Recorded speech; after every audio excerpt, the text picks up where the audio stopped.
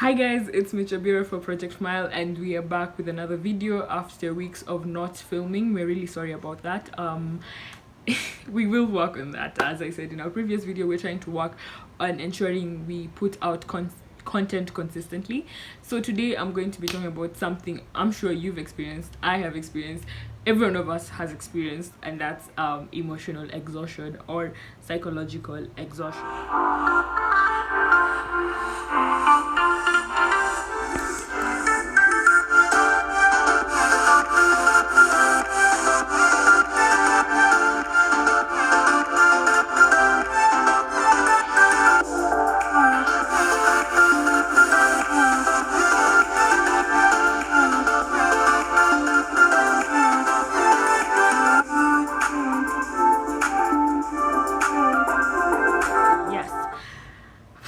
I have been emotionally exhausted for the past 1 month. I will not lie. I have been emotionally exhausted. I was experiencing really weird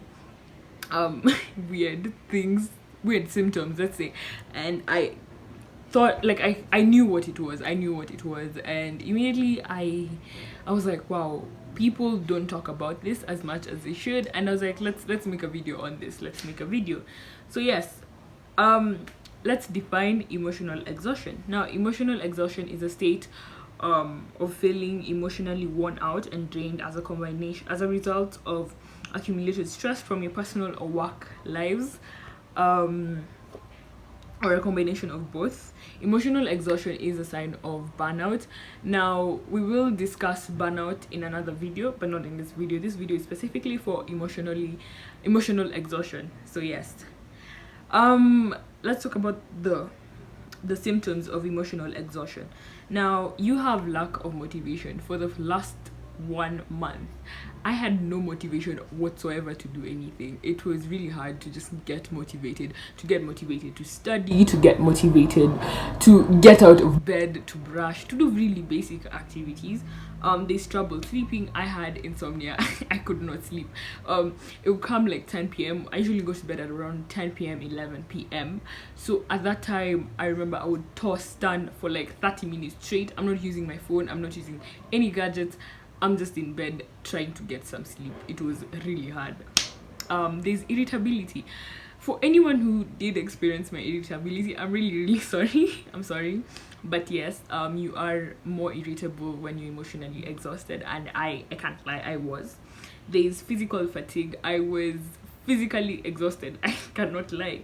I felt really tired. I felt sleepy. I felt a lot of things. There's feelings of hopelessness. Yes, I did feel hopeless about certain things in my life at that time. This 1 month, I felt really hopeless about my life in general. So yes, there's absent-mindedness. You feel absent-minded. Like, I don't think this point needs a lot of elaboration, but yes, you are absent-minded. Like, I remember someone would be talking to me and my head is not there. I'm literally trying to be there, but I'm not. There's apathy. Apathy is basically when you feel indifferent or lack emotions. So to certain things, I just lacked emotions. I was like, okay, no, like whatever there's headaches. I didn't personally experience this, but yeah, it's a physical symptom. There's change in appetite. Yes, I did have really poor feeding habits when I was emotionally exhausted. I wasn't eating as well as I should have been. But yes, there's nervousness.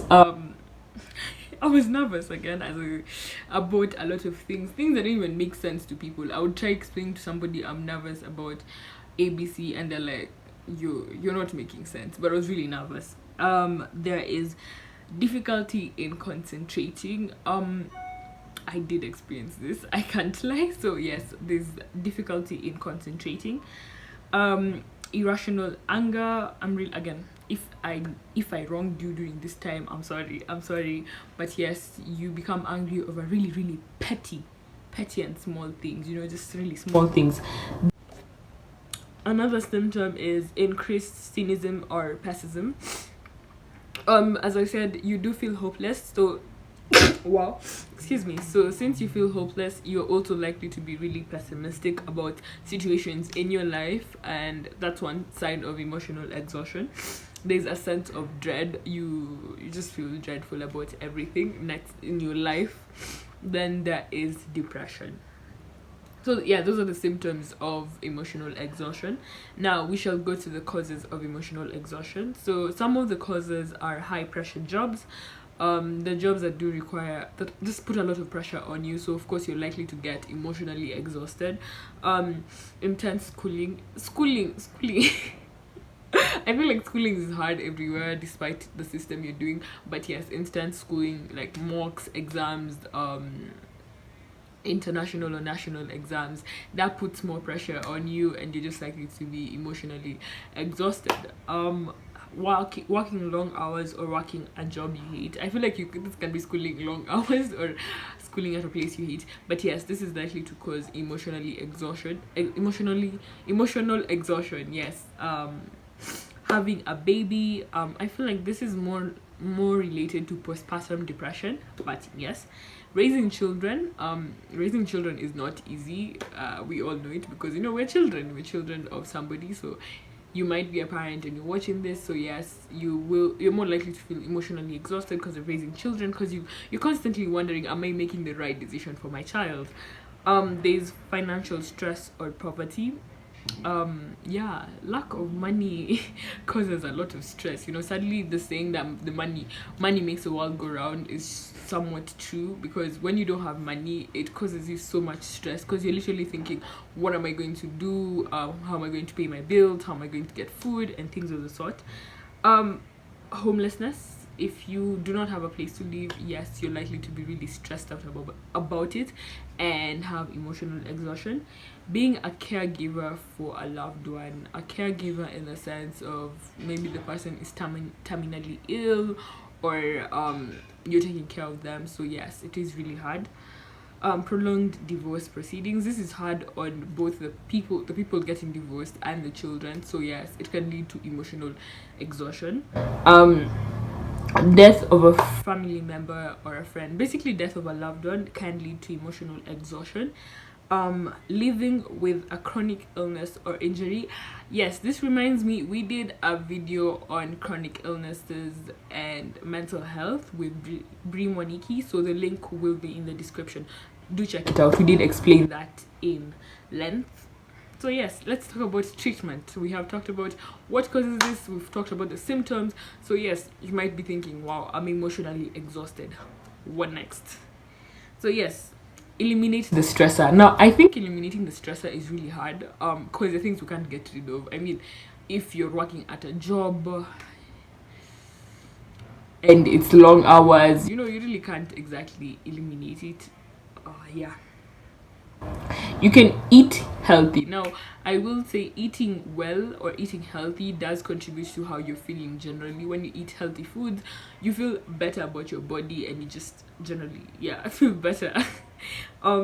Exercise. I'll say taking a walk really helps. Like if you're feeling emotionally exhausted, just take a walk. It helps a lot, I can't lie. Limit alcohol. Please do reduce your alcohol intake, because it doesn't help when you're emotionally exhausted. Get enough sleep. Considering you're emotionally exhausted, you're likely to be physically exhausted, so getting enough sleep is really, really important. um Practice mindfulness. Now, this I have to explain. Now, mindfulness is a term we hear a lot, but mindfulness is the act of engaging with the present moment. And I will tell you, practicing mindfulness takes a lot. I have done meditation. It is not easy. I cannot lie, because you're trying to be in the moment for like 10-15 minutes, and it just takes a lot. There's yoga, there's breathing exercises which help a lot. Just saying. Going for a walk. I mentioned this. Yes. Connect with a trusted friend. That's what I did. I was feeling emotionally exhausted, and a friend of mine was coming back to the country, and we hung out, and I was just off my phone, off things that were stressing me for a whole day, and that felt really, really great. again, take a break. At one point or another, we all need breaks. So yes, if you're feeling emotionally exhausted, it's important for you to take a break. Meet with a professional. So if all this are not working out, please do go see a psychologist. You will engage in psychotherapy mostly, which is just talk therapy, talking about what is stressing you, what is making you feel this way, and etc. So that has been it for today from Project Fmile. Make sure to follow us on Instagram and Twitter at Project Fmile. Make sure to like, subscribe, and share this video if you liked it. Oh yeah, and subscribe to our channel. I missed the memo for YouTubers. But anyway, yeah, make sure to like and share this video. Subscribe to our channel, and if you want to know me personally, just have an intimate relationship with me, follow me at I am a bureau. That's it from Project Fmile. Be blessed.